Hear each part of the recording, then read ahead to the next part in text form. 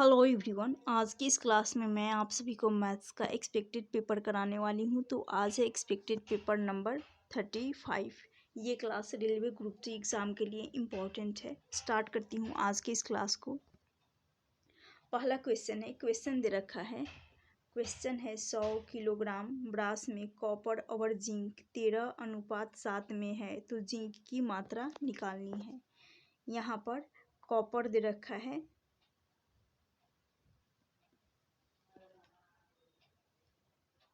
Copper और zinc. Copper है 13 और जिंक है 7:। यहाँ पर 13x और 7x ले लेंगे।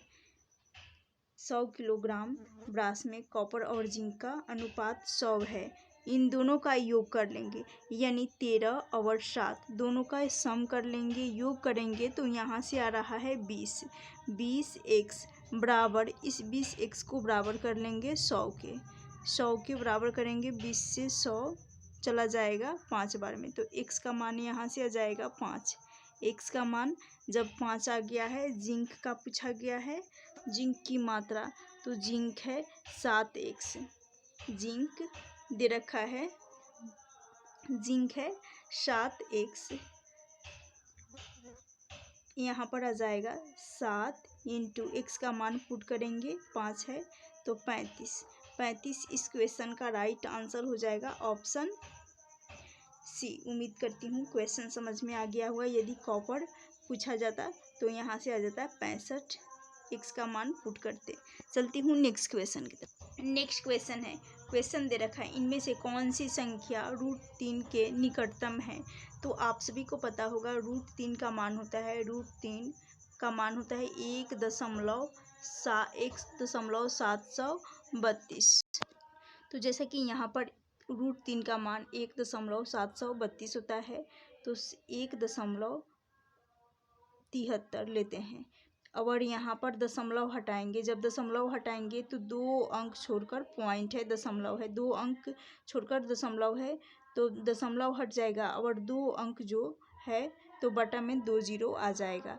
अब यहाँ पर 173 हो गया और बटा में आ जाएगा 100, तो 173/100 ऑप्शन सी इस क्वेश्चन का राइट आंसर हो जाएगा। √3 का निकटतम मान यही हो सकता है, तो ऑप्शन सी क्वेश्चन का राइट आंसर हो जाएगा। चलती हूँ नेक्स्ट क्वेश्चन। नेक्स्ट क्वेश्चन है, क्वेश्चन दे रखा है, निम्न में से सबसे छोटी संख्या कौन सी है। यानी निम्न भिन्न में से सबसे छोटी संख्या, जैसे कि यहाँ पर 8/15 है, 14/33 है, 7/13 और 11/13। इनमें सबसे छोटी भिन्न चेक करनी है, तो उसके लिए यहाँ पर मैं क्रॉस मेथड से चेक करूँगी। जैसा कि यहाँ पर, क्योंकि सिंपल इजीली सॉल्व किया जा सकता है इस मेथड से, 8/15 और 14 यानी कंपेयर मेथड, इसको कंपेयर मेथड कहा जाता है। 14/33 क्रॉस में मल्टीप्लाई करेंगे, इसको कंपेयर मेथड कहा जाता है। और 33 इंटू 8, 33 और 8 का मल्टीपल हो जाएगा 8, 8 3 = 24, 24 और 2 हो जाएगा 26, यानी यहाँ से 264 आ रहा है। जब इसमें 33 का 8 में मल्टीप्लाई करने पर 264 आ जाएगा। फिर 15 में 14 का मल्टीप्लाई करेंगे, तो यहाँ से 15 और 14 का मल्टीपल यहाँ से आ जाएगा 210, यहाँ से आ जाएगा 210। तो सबसे छोटी लेनी है, तो ये तो हो गया 264, 210 से बड़ा है तो हमें अब लेना है इस वाले फ्रैक्शन को, यानी 14/33 से कंपेयर करना है। अब जो बड़ा आ गया है उसको छोड़ देना है, यानी इस फ्रैक्शन को छोड़कर 14/33 हम लेंगे। अब 14/33 से यहाँ 7/13 का कंपेयर करेंगे। जैसा कि यहाँ पर 14/33 है, इसको कंपेयर करेंगे 7/13 इस भिन्न, क्योंकि यहाँ पर ये आ जाएगा 8/15। ये फ्रैक्शन बड़ा है 14/33 से। अब यहाँ पर इनका 14 और 13 का मल्टीप्लाई करेंगे, तो 14 और 13 का मल्टीपल यहाँ से आ जाएगा 182 और 7 और 13 का मल्टीपल आ जाएगा, यहाँ पर 33 रहने वाला है, 13 नहीं 33 है, क्योंकि 14/33 दे रखा है, यहाँ पर 14/33 है, 33 से कंपेयर करना होगा। तो 7 और 3 का, तो यहाँ 7 तरीके 21, 21 और 2 ये हो जाएगा 231।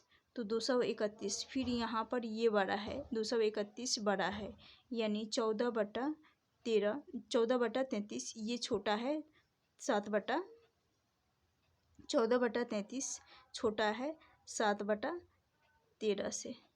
तो अब हम इस जो बड़ी भिन्न आ गई है इसको छोड़कर हमें लेना होगा 14/13 से 33 से कंपेयर कराना है, क्योंकि हमें छोटी फ्रैक्शन चाहिए। अब यहाँ पर 14/33 में 11 बचा, यहाँ पर 11/13 का कंपेयर करेंगे। 14/33 इसमें कंपेयर करेंगे 11/13 का। अब यहाँ पर 13 और 14 का मल्टीपल चेक करेंगे तो यहाँ से आ रहा है, तो यहाँ से 14 और 13 यहाँ से आ जाएगा 182, यहाँ से इनका मल्टीपल 182 आएगा, और 33 11 का मल्टीपल यहाँ पर आ जाएगा 363, यानी 363 बड़ा है 182 से। तो इस केस में यहाँ पर ये सबसे बड़ी फ्रैक्शन निकल कर आ जाएगा। तो 14/33 11/13 से 14/33 जो कि छोटा हो जाएगा। तो सबसे छोटा फ्रैक्शन भी निकल कर आएगा यहाँ पर 14/33, जो कि सबसे छोटी भिन्न होगी। तो ऐसे किया जा सकता है। ऑप्शन सी इस क्वेश्चन का राइट आंसर हो जाएगा। कंपेयर मेथड से सबसे छोटी और सबसे बड़ी चेक करना, जो कि बेहद ही सिंपल आसान तरीके से किया जा सकता है। ऑप्शन सी इस क्वेश्चन का राइट आंसर हो जाएगा। कुछ नहीं करना था, सिंपली यहाँ पर चेक करना था। तो यहाँ पर 264 210 से बड़ा है, तो जो फ्रैक्शन बड़ा है उसको छोड़ना है, और जो फ्रैक्शन छोटा चेक करना है, छोटी भिन्न हमें चाहिए, तो छोटी भिन्न को हमें लेना है। छोटी फ्रैक्शन छोटी भिन्न को लेना है। तो यहाँ पर 14/33 सबसे छोटी है। अब इसी भिन्न से हमें कंपेयर कराना था यहाँ 7/13 का। तो यहाँ पर 7/13 का 14/33 से कंपेयर कराएंगे तो यहाँ पर आ रहा है 231 और 182। तो फिर 14/33 जो कि छोटी भिन्न है, और 7/13 सबसे यहाँ पर इन दोनों में बड़ी है, तो इसलिए 7/13 को छोड़ दिए। बचा यहाँ पर 14/33 जो कि 182 है, और 231। तो इसलिए 182 आ गया, छोटी सबसे फ्रैक्शन 14/33 हो जाएगा। 14/33 को लास्ट में यहाँ पर बचा 11/13। इससे कंपेयर कराने पर यहाँ पर 14 और 13 का मल्टीपल यहाँ से आ जाएगा 182, और 13 और 33 और 11 का मल्टीपल 363 आएगा। तो इसलिए यहाँ पर 363 बड़ा है 182 से, तो इसलिए यहाँ पर 14/33 सबसे छोटी फ्रैक्शन छोटी भिन्न हो जाएगी। ऑप्शन सी इस क्वेश्चन का राइट आंसर हो जाएगा। उम्मीद करती हूँ ये क्वेश्चन भी सब समझ में आ गया होगा। यदि सबसे बड़ी भिन्न चेक करना होता तो यहाँ पर जैसा कि 14/33 सबसे बड़ी छोटी है, उसी प्रकार यहाँ पर 8/15 आ गया सबसे बड़ी। तो अब सबसे छोटी वाली को छोड़कर बड़ी वाली भिन्न से हम कंपेयर कराते, लेकिन यहाँ पर छोटी पूछी गई है इसलिए छोटी से कंपेयर किए हैं। उसके बाद सबसे छोटी भिन्न 14/33 आ गया। चलती हूँ नेक्स्ट क्वेश्चन की तरफ। नेक्स्ट क्वेश्चन है, क्वेश्चन दे रखा है, टाइम एंड वर्क का क्वेश्चन है। क्वेश्चन दे रखा है ए और बी मिलकर किसी काम को 8 दिन में कर सकते हैं, बी और सी मिलकर उसी काम को 10 दिन में करते हैं, जबकि सी और ए मिलकर 6 दिन में ख़त्म करते हैं। यदि तीनों एक साथ काम करते हैं तो कितने दिन में काम समाप्त हो जाएगा। तो सबसे पहले ए और बी, ए प्लस बी ले लेते हैं। ये काम को कर रहे हैं 8 दिन में। यहाँ पर बी प्लस सी, ए प्लस बी 8 दिन में कर रहे हैं, बी प्लस सी ये काम को कर रहे हैं, उसी काम को 10 दिन में कर रहे हैं, सी प्लस ए उसी काम को 6 दिन में कर रहे हैं। 8 10 6 इन तीनों का मल्टीपल लेंगे, यानी इन तीनों का एलसीएम लेना होगा, सॉरी इन तीनों का एलसीएम लेंगे तो यहाँ पर एलसीएम आ जाएगा 120। 120 जो कि 8 का भी 120 में 8 का भी भाग लग जाएगा, 8 से भी डिविजिबल हो जाएगा, विभाजित हो जाएगा 120, 10 से भी और 6 से भी। तो इसलिए यहाँ पर 8 से डिवाइड करेंगे 120 को, यहाँ से आ जाएगा 15। फिर 10 से विभाजित करेंगे तो यहाँ से आ जाएगा 12। और सी और ए को 6 से भी सी प्लस ए जो कि 6 दिन में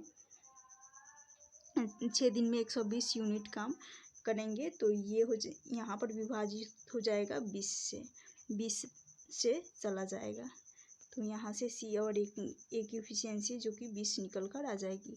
ये जो होता है ये टोटल वर्क होता है। यहाँ पर जो आता है टोटल वर्क आता है, राइट। अब यहाँ ए प्लस बी है, यानी 2 वेरिएबल हैं, 2 चर हैं, बी प्लस सी यहाँ पर भी 2 हैं, सी प्लस ए यहाँ पर भी 2 है। तो हमें सिर्फ 2 हैं, इसलिए हम 2 को कॉमन ले लेंगे, राइट। क्योंकि यहाँ पर फिर ए 2 बार रिपीट हो रहा है, यहाँ पर बी 2 बार रिपीट हो रहा है और सी भी 2 बार रिपीट हो रहा है, इसलिए 2 को कॉमन ले लिए। 2 को कॉमन लेने के बाद यहाँ पर बच जाएगा ए प्लस बी प्लस सी, ए प्लस बी प्लस सी, ये बच जाएगा। अब इन तीनों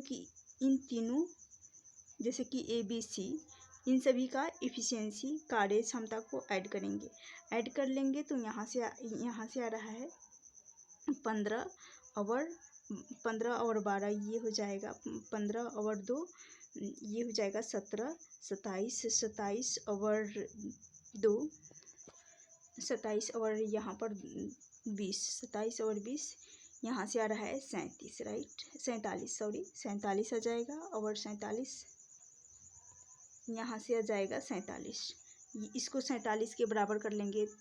2 इंटू ए प्लस बी प्लस सी बराबर यहाँ पर 47 हो जाएगा। और यहाँ पर टोटल वर्क दे रखा है 120। यदि तीनों एक साथ कार्य को करते हैं तो कितने दिन में कार्य समाप्त हो जाएगा। तो अब यहाँ पर ए प्लस बी प्लस सी और 47 यहाँ पर दे रखा है, तो 47 और बटा में ये तो साइड में है, राइट, बटा में यहाँ ये हो जाएगा, ये 2 जो कि बटा में आ जाएगा, तो 47 बटा 2 हो जाएगा। तो ए प्लस बी प्लस सी का मान आ जाएगा 47 बटा 2। इनकी कार्य क्षमता 47 बटा 2 निकल कर आ गया। और टोटल है 120, टोटल यूनिट जो कि 120 यूनिट काम किया जा रहा है।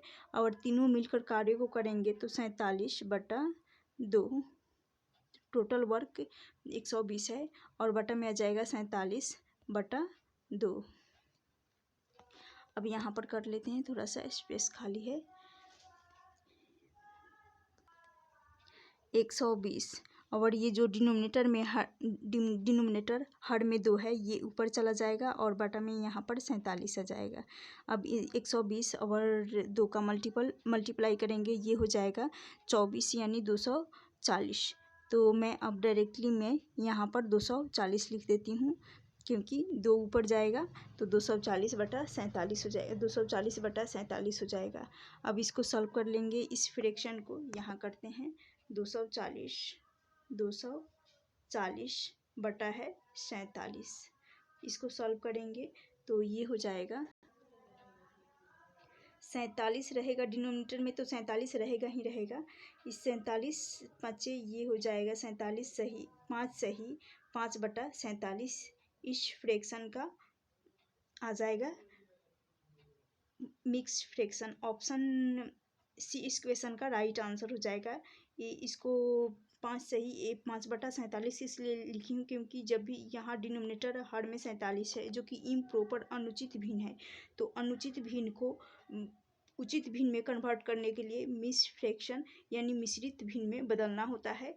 इसलिए इसको डिनोमिनेटर छोटा है न्यूमरेटर से, यानी हर छोटा है अंश से, इसलिए इसको मिश्रित भिन्न में कन्वर्ट की हूँ। तो ऑप्शन सी इस क्वेश्चन का राइट आंसर हो जाएगा। चलती हूँ नेक्स्ट क्वेश्चन की तरफ। नेक्स्ट क्वेश्चन दे रखा है 80 रुपये कीमत वाले 10 किलोग्राम गेहूँ को 10 रुपये वाली 15 किलोग्राम गेहूं के साथ मिलाया जाता है तो संपूर्ण मिश्रण की औसत कीमत ज्ञात करनी है। तो सबसे पहले आप सभी को पता होगा यहाँ पर टोटल कॉस्ट निकालना होगा, राइट। टोटल कॉस्ट हमें निकालना होगा।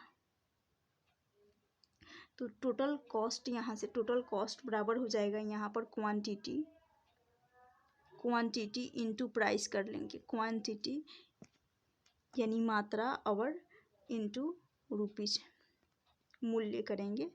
तो यहाँ से आ जाएगा क्वांटिटी जो कि 10 किलोग्राम है तो यहाँ 10 का मल्टीप्लाई 10 लिखेंगे और 80 रुपये कीमत है।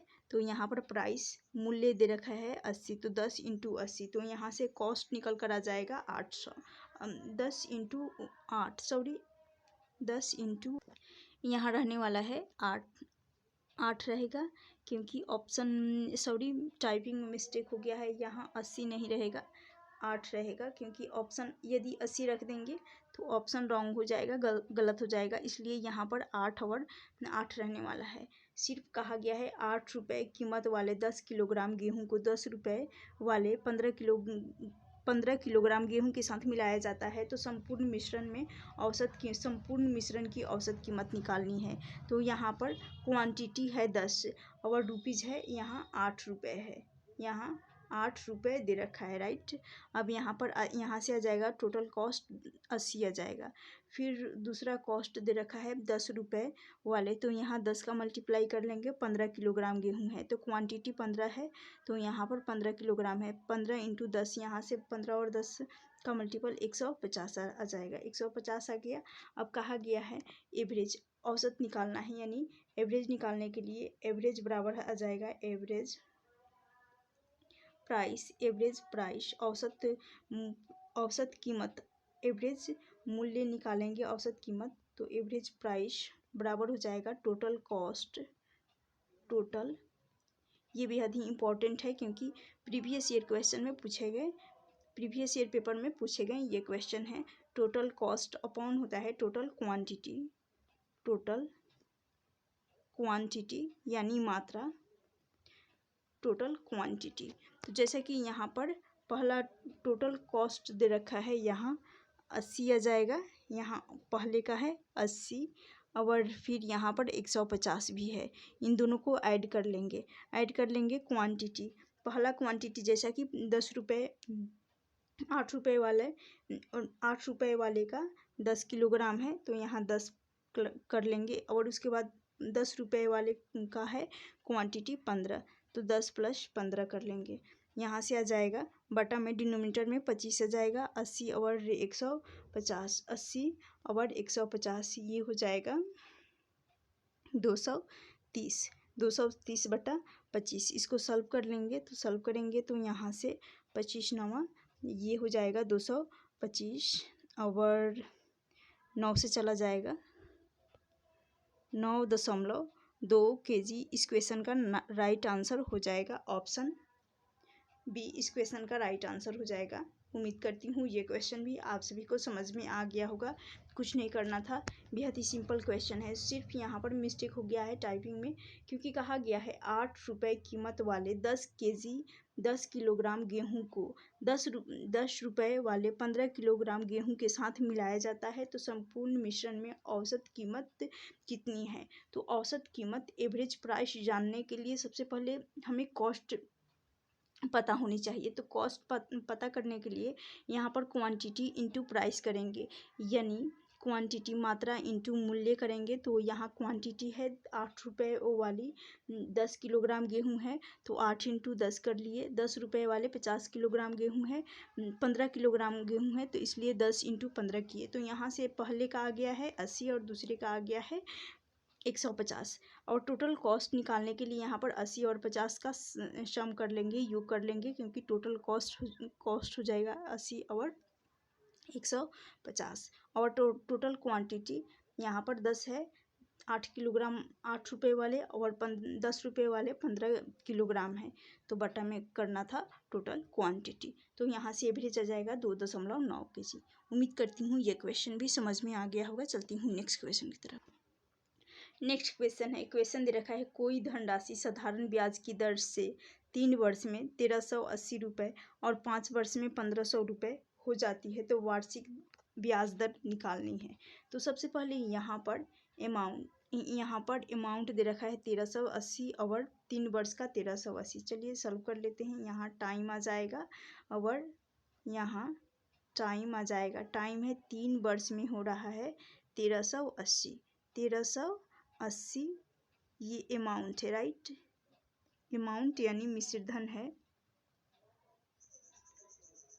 अमाउंट। अब चलिए सॉल्व कर लेते हैं। ये हो जाएगा और 5 साल वाला है, यहाँ पर 3 साल में 1380 हो रहा है और 5 साल में यहाँ पर हो जाएगा 1500। तो यहाँ से सबसे पहले हमें रेट चाहिए। यहाँ टाइम दे रखा है और अमाउंट दे रखा है, हमें इनका डिफरेंस निकालेंगे। तो डिफरेंस निकालेंगे तो यहाँ से 5 में से 3 जाएगा, यहाँ से आ जाएगा 2 वर्ष, यानी 2 वर्ष में ये अमाउंट हो रहा है। यहाँ पर 1500 में से 1380 जाएगा, यहाँ शून्य है, इसको 10 मान लेंगे। 10 में से 8 जाएगा, 2 आ जाएगा, 20 हो गया, राइट। अब यहाँ पर बचा 4, 4 में से 3 जाएगा 1, यानी 120। 2 वर्ष में 120 हो रहा है तो 1 वर्ष हमें निकालना है, सिंपली 1 वर्ष का निकालना है। 2 वर्ष का तो 120 है, हमें सबसे पहले 1 वर्ष का निकालना है इंटरेस्ट। तो 1 वर्ष का आ जाएगा 60। जब 1 वर्ष का 60 आ गया है तो अब एक वर्ष का 60 आ गया है, हमें प्रिंसिपल निकालना होगा। 1 वर्ष का 60 है, फिर हमें 3 साल पर जाना है। तो 1 वर्ष का 60 है तो इधर 3 का मल्टीप्लाई कर लेंगे। इस एक वर्ष में ही मैं 3 का मल्टीप्लाई कर लेती हूँ। यहाँ पर 1 वर्ष में ही थोड़ा सा इसे मिटा दी। उसके बाद यहाँ पर ये 1 वर्ष का है, यहाँ हमें 3 वर्ष चाहिए। पहले वर्ष पर जाना है तो 3 वर्ष चाहिए, उसके लिए यहाँ 3 का मल्टीप्लाई करेंगे तो इस साइड भी 3 का मल्टीप्लाई करेंगे। एक बार फिर से बता रही हूँ, ये 3 का मल्टीप्लाई इसलिए की हूँ क्योंकि हमें 3 साल का बनाना है, यानी पहले वर्ष, जो कि पहले वर्ष का इंटरेस्ट लग रहा है 3 वर्ष में 1380 हो रहा है 3 वर्ष पे जाने के लिए, इसलिए यहाँ पर 1 वर्ष को हमें 1 वर्ष में 3 का मल्टीप्लाई किए हैं। तो यहाँ से आ गया 3 साल, यहाँ से आ गया 3 साल और 3 साल, और यहाँ से आ जाएगा 6 और 3 का मल्टीपल आ जाएगा 18 और एक 0 है तो 0 लगा देंगे, यानी 3 साल में 180 हो रहा है। जब 3 साल में 180 आ रहा है तो हमें प्रिंसिपल निकालना है। और दे रखा है यहाँ पर अमाउंट 1380 दे रखा है तो इस प्रिंसिपल बराबर हो जाएगा प्रिंसिपल, यहाँ पर प्रिंसिपल यानी मूलधन 1380 में से ये दे रखा है 180 को हम माइनस करेंगे। 1380 में से 180 को माइनस करेंगे तो यहाँ से आ जाएगा 1200, यहाँ से आ गया 1200 आ गया। हमें चाहिए रेट यानी दर निकालेंगे। तो यहाँ से दर परसेंटेज रेट निकालने के लिए 1 वर्ष का इंटरेस्ट आया है 60। यहाँ ध्यान दीजिएगा 1 वर्ष का है 60 तो इसलिए 60 न्यूमरेटर अंश में रहेगा और हर में आ जाएगा प्रिंसिपल। डिनोमिनेटर में हमेशा हर में प्रिंसिपल आता है तो 1200 का मल्टीप्लाई 1200 बट्टा में आ जाएगा, हर में आ जाएगा। और परसेंटेज रेट निकालना है तो यहाँ पर गुना 100 कर लेंगे। अब इसको काट लेंगे, 0 से 0 चला जाएगा, 2 0 से 0 चला जाएगा, 12 से 60 चला जाएगा 5 बार में, यानी इस क्वेश्चन का राइट आंसर हो जाएगा 5%। तो वार्षिक दर 5% निकल कर आ जाएगी। ऑप्शन डी इस क्वेश्चन का राइट आंसर हो जाएगा।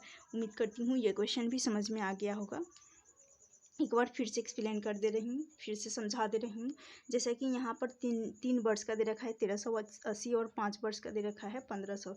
इन दोनों का डिफरेंस निकालेंगे। 2 वर्ष का आ गया 120, तो हमें 2 वर्ष से मतलब नहीं है, हमें 1 वर्ष पर जाना होगा।